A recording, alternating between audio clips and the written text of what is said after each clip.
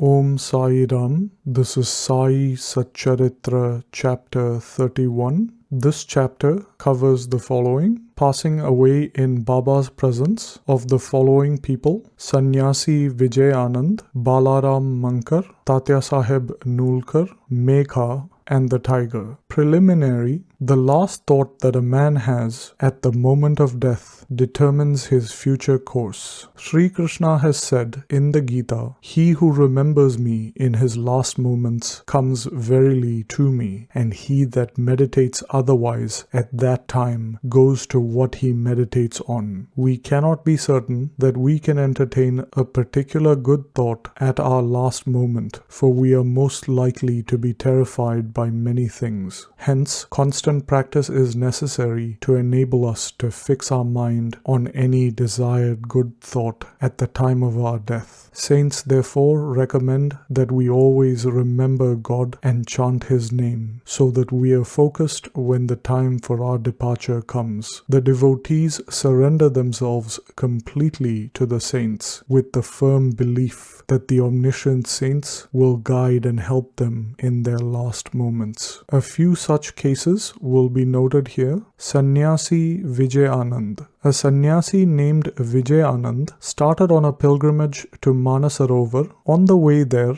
upon hearing of Baba's fame, he halted at Shrirdi. There he met Somadevaji Swami of Haridwar and asked him about the particulars of the Manasarovar trip. The Swami told him that the Sarovar was 500 miles from the Gangotri and described to him the difficulties of the journey. Plenty of snow, the change of dialect every 150 miles, and the suspicious nature of the people of Bhutan who harassed the pilgrims. Hearing this, the sannyasi was dejected and cancelled the trip. Then, when he went to meet Baba and prostrated before him, Baba got enraged and said, "Drive out this useless sannyasi. His company is of no use." The sannyasi did not know Baba's nature. He was upset by this, but sat there watching things that were happening in the masjid. It was the morning darbar and the masjid was crowded. Baba was being worshipped in various ways. Some were washing his feet. Some were drinking the holy water from washing his feet. Others were swabbing their eyes with it, while some were applying scents and sandal paste to his body. Everyone was doing these things with no distinction of caste and creed. Though Baba got enraged with him, he was filled with affection for Baba and he did not want to leave. He had been in Shrirdi for 2 days when he got a letter from Madras stating that his mother was very ill. He was very dejected and wanted to be by his mother's side, but he could not leave without Baba's permission. So he saw Baba with the letter in hand and asked for his permission to return home. The omniscient Baba, who knew the future, said to him, "If you loved your mother so much, why did you accept sannyas? Fondness or attachment is not part of a sannyasi's life. Go and sit quietly in your lodging and wait patiently for a few days. There are many robbers in the Wada. Bolt your doors and be very vigilant. Otherwise, the thieves will steal everything. Wealth and prosperity are transient, and the body is subject to decay and death. Knowing this, do your duty and forget all attachments to the things of this world and the next. He who does this and surrenders himself to the feet of Hari or the Lord will be free from all troubles and will attain bliss. The Lord runs to help the devotee who remembers and meditates on Him with love and affection. Your store of past merits is considerable, and thus you have come here. Now imbibe what I say and realize the aim of your life. With a desireless mind, begin from tomorrow the study of the Bhagavad. Do 3 saptahas, 1 reading every week conscientiously. The Lord will be pleased with you and will destroy your sorrows. Your illusions will vanish and you will get peace. Seeing that his end was approaching, Baba prescribed that remedy and made him read the Rama Vijaya, which is believed to please the god of death. The next morning, after bathing and other purifying rites, he started reading the Bhagavad in a secluded part of the Lendi garden. He completed 2 readings and thereafter felt very exhausted. He returned to the Wada and stayed in his lodging for 2 days, and on the 3rd day he breathed his last on Fakir Bade Baba's lap. Baba asked people to preserve the body for a day, for a very good reason. The police came later and on making proper inquiries gave permission for the disposal of the body. It was cremated in a proper place with due rites. In this way, Baba helped the sannyasi and ensured that he attained salvation. Balaram Mankar.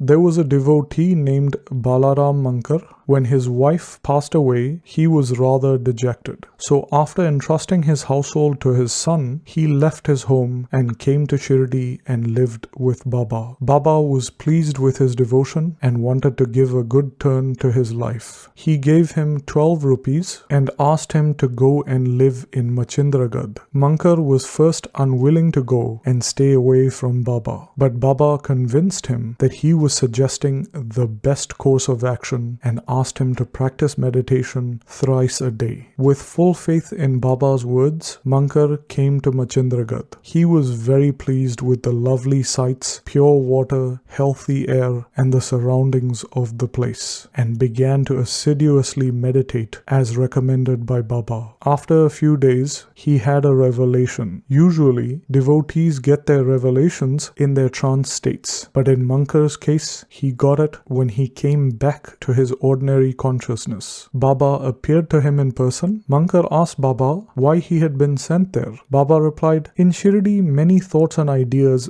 began to arise in your mind, and I sent you here to rest your unsteady mind. You thought that I was in Shrirdi with a body only composed of the 5 elements and 3.5 cubits in length. Now see and determine for yourself whether the person you see here is the same as the person you saw at Shrirdi. It is for this reason that I sent you here." Then after living there for a while, Mankar left Machindragad and proceeded to his native place Bandra. He wanted to travel by rail from Pune to Dadar, but when he went to the booking office to book a ticket, he found it very crowded. He was not able to get a ticket when suddenly a villager wearing a piece of cloth around his waist and a thin blanket on his shoulders turned up and said, "Where are you going?" "To Dadar," replied Mankar. Then he said, "Please take this ticket of mine, as I have some urgent business here. I have cancelled my Dadar trip." Mankar was very glad to receive the ticket and was just about to pay the villager when the rustic suddenly disappeared into the crowd. Mankar tried to look for him in the crowd, but it was in vain. He waited for him till the train left the station, but found no trace of him. This was the second revelation Mankar got in a strange form. Then Mankar, after visiting his home, again returned to Shrirdi and remained there at Baba's feet. He always followed Baba's instructions and advice. In the end, he was very fortunate to leave this world in the presence and with the blessings of Baba. Tatyasaheb Noolkar.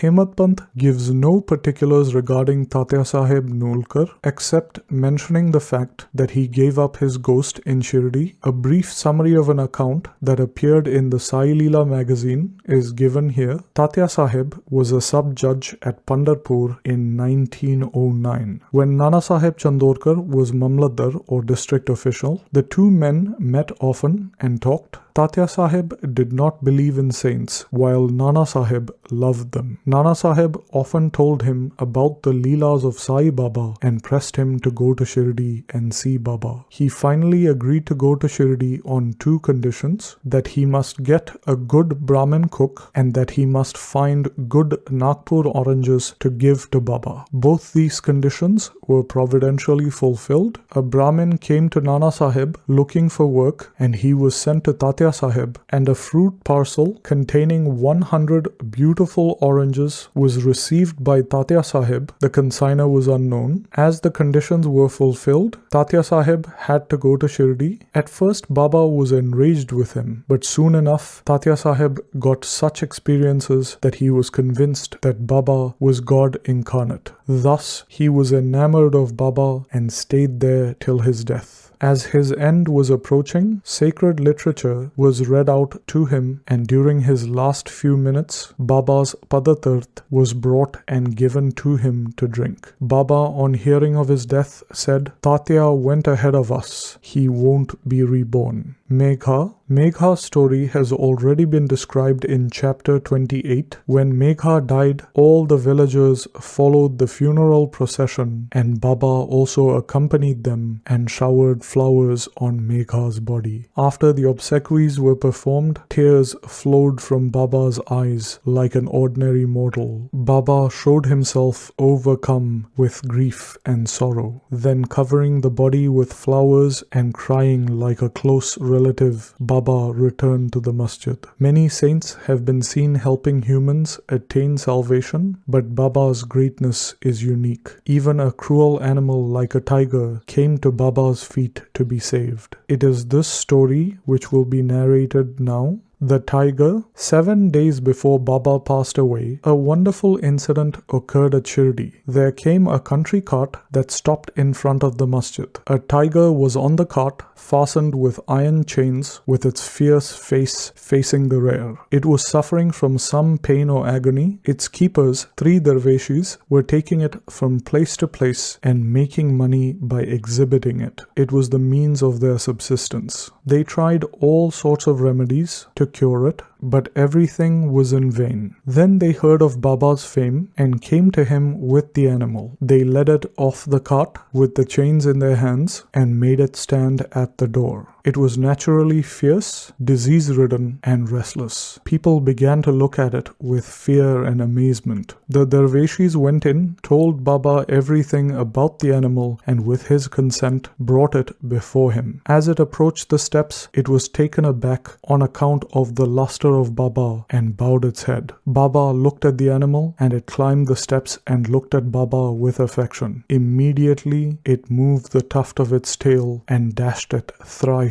against the ground and then fell down senseless. On seeing it dead, the dervishis were at first very dejected and full of sorrow, but on contemplating it later, they came to their senses. They reasoned that as the animal was diseased and nearing its end, it was very meritorious on its part that it should meet its end at Baba's feet. It was their debtor, and when the debt was paid off, it was free and met its end at Sai's feet. When any creature bows its head at a saint's feet and meets its death, it is saved. And unless it has a good store of merits in its account, how could it get such a happy end? Bow to Shri Sai, peace be to all. And this brings us to the end of Sai Satcharitra chapter 31.